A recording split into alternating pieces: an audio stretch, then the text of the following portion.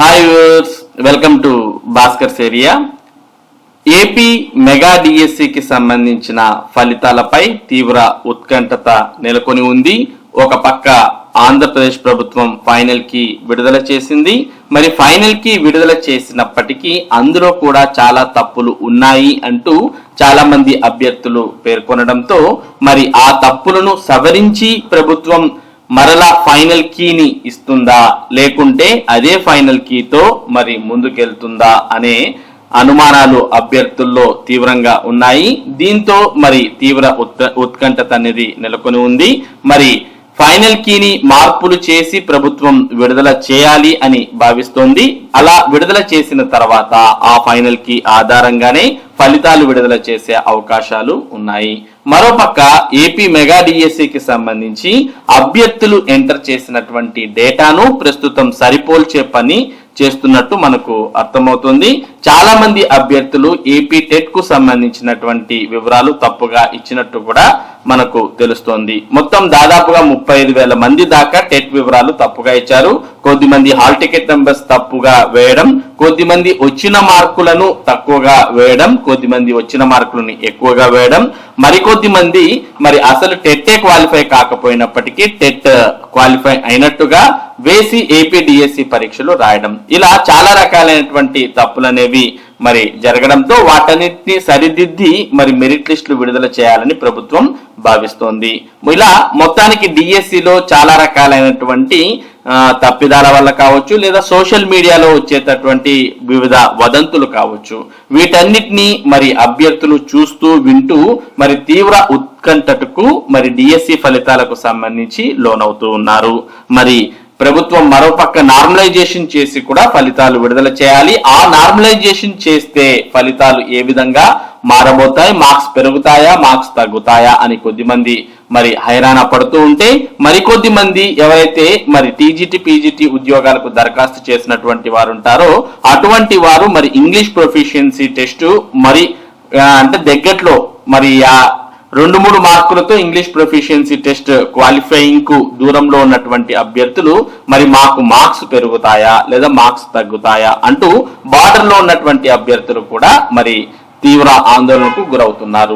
మొత్తానికి దీని అంతటికి సంబంధించినటువంటి సమాచారాన్ని మనం ఇక్కడ చూస్తూ ఉన్నాం.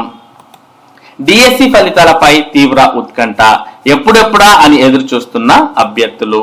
టెట్ మార్కులు తప్పుగా నమోదు చేసిన కొందరు, వారి వడపోతతో ఆలస్యంగా ఫైనల్ కీ పైన చాలా అభ్యంతరాలు.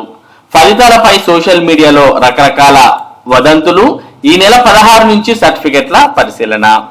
ఏపీ డిఎస్సి ఫలితాలపై అభ్యర్థుల్లో రోజు రోజుకు తీవ్ర ఉత్కంఠత పెరుగుతోంది.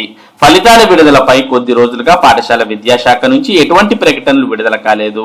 దీంతో సోషల్ మీడియాలో వదంతులు వెల్లువెత్తుతున్నాయి. వీటికి విద్యాశాఖ చెక్ పెట్టాలని అభ్యర్థులు కోరుతున్నారు. డిఎస్సి పరీక్షలు పూర్తయి దాదాపు నెల గడిచిపోయింది. వెంటనే ప్రాథమిక కీ విడుదల చేశారు. అభ్యర్థుల నుంచి అభ్యంతరాలు స్వీకరించి ఈ నెల 1వ తేదీన ఫైనల్ కీ విడుదల చేశారు. ఇప్పటి వరకు ఫలితాలు విడుదల చేయలేదు. దీంతో ఇవాళ రేపు అంటూ సోషల్ మీడియాలో విస్తృతంగా వార్తలు వస్తున్నాయి. అభ్యర్థులు కూడా రిజల్ట్ కోసం ఆతృతంగా ఎదురు చూస్తున్నారు. పాఠశాల విద్యాశాఖ విడుదల చేసిన తుది కీలోనూ కొన్ని తప్పులు దొర్లాయని అభ్యర్థులు చెబుతున్నారు. మంగళగిరిలోని విద్యాభవన్ కు అభ్యర్థులు క్యూ కడుతున్నారు. డిఎస్సి కన్వీనర్ అధికారులను కలిసి ఆధారాలతో సహా విన్నవిస్తున్నారు. నిన్న స్కూల్ అసిస్టెంట్లు బయాలజీ రాసిన వారు కన్వీనర్ ను కలిసి తమకు న్యాయం చేయాలని కోరారు. అందుకే ఎటువంటి అనుమానాలకు తావు లేకుండా ఫలితాలు విడుదల చేయాలని భావిస్తున్నట్లు తెలుస్తోంది. ఈ నెల 16 నుంచి సర్టిఫికెట్ల పరిశీలన ప్రారంభించి నెలాఖరులోగా కొత్త ఉపాధ్యాయ పోస్టింగ్లు ఇవ్వాలని పాఠశాల విద్యాశాఖ యోచిస్తున్నట్లు సమాచారం. ఇక టెట్ మార్కులపై సునిశ్చిత పరిశీలన. తాజాగా డిఎస్సికి సంబంధించి బిగ్ అప్డేట్ ఒకటి మీడియాలో వచ్చింది. టెట్ లో వచ్చిన మార్కులు తప్పుగా నమోదు చేసిన వారు 35,000 మంది ఉన్నట్లు సమాచారం. వీటిని విద్యాశాఖ అధికారులు క్షుణ్ణంగా పరిశీలిస్తున్నా ఈ కారణంగానే ఫలితాలు ఆలస్యం అవుతున్నాయనే అనుమానాలు వస్తున్నాయి. వీరిలో 26,000 మంది వివరాలను టెట్ డేటాబేస్ నుంచి తీసి సరిదిద్దారు. ఇంకా 9,000 మంది వివరాలు సరిపోలేదని చెబుతున్నారు. దీనిపై డిఎస్సి కన్వీనర్ క్లారిటీ ఇవ్వాల్సిన అవసరం ఉంది. కూటమి ప్రభుత్వం డిఎస్సి నిర్వహణ, ఉపాధ్యాయ పోస్టుల భర్తీని ప్రతిష్టాత్మకంగా భావిస్తోంది. ఈ క్రమంలో ఎటువంటి అనుమానాలు, కోర్టు కేసులకు తావు లేకుండా డిఎస్సి ప్రక్రియను ప్రభుత్వం పూర్తి చేస్తోంది.